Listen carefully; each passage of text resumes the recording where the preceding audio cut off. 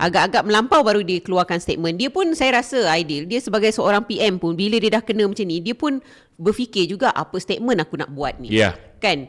Ramanan ni memang taik lah dia kata kan, tapi nak backup macam mana? Dah memang itu orang kau kan, dan memang dah terbukti bukan 9.5 juta tu adalah tuduhan daripada Victor Chin. Yang terbukti sekarang ni disebabkan tuduhan itulah keluar balik tuduhan, keluar balik kes 5.5 juta tu. Jadi sekarang ni orang mempersoalkan adakah Ramanan dah pulang balik 5.5 juta tu. Setakat ni tak ada apa-apa statement.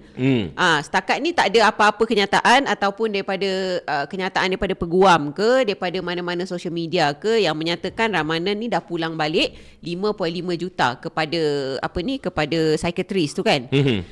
Cuma yang isu 9.5 juta ni adalah dia masih dalam pertikaian sebab dia adalah tuduhan daripada Victor Chin. Yang mana Victor Chin ni adalah ketua mafia korporat. Yang menjadi tular sejak 2 menjak ni kan. So sekarang ni saya nampak dekat sini Ramanan dia cuba melepaskan diri dia. Dia melepaskan diri dia, jadi dia hentam pula Rafizi. Hari tu kita ada Albert T. Albert T ni pun dia bagi kan. So sekarang ni kita ada Victor Chin. Victor Chin. So ini adalah benda yang sangat menakutkan sebenarnya. Saya rasa sangat tak comfortable apabila pattern of behaviour tu nampak lagi sekali kat Ramanan ni, atas apa allegation yang dibuat oleh Victor Chin. Dan jika benda tu betul, our country is no longer safe. We are no longer a safe country at all, saudara-saudari. Sebab tu corporate mafia boleh berluasa, they can do anything that they like. Untuk pengetahuan korang inilah baru betul-betul opinion shaper yang Pak Olivia ni.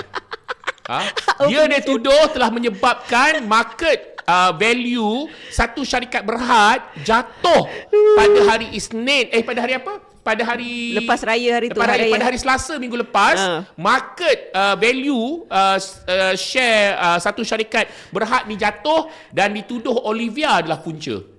Hari ni aku nak serahkan aku punya crown dekat Olivia. Aku nak bagi aku punya ni kan. Aku cakap, Olivia kau ambil lah Olivia. Kau ketuailah tim demi negara. Sebab dalam sejarah hidup aku pun aku tak pernah menjatuhkan saham suatu syarikat. Tapi nampaknya engkau telah menjatuhkan value satu syarikat masa market open on Tuesday. Itu cerita dia guys.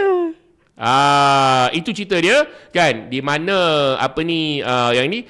Ada yang tanya dengan saya kenapa tak jual Rafizi Serrano, because Rafizi is part of the problem. Kau akan nampak cycle ni sama kan? Cycle dia sama guys. Bila kau dalam kerajaan, kau jadi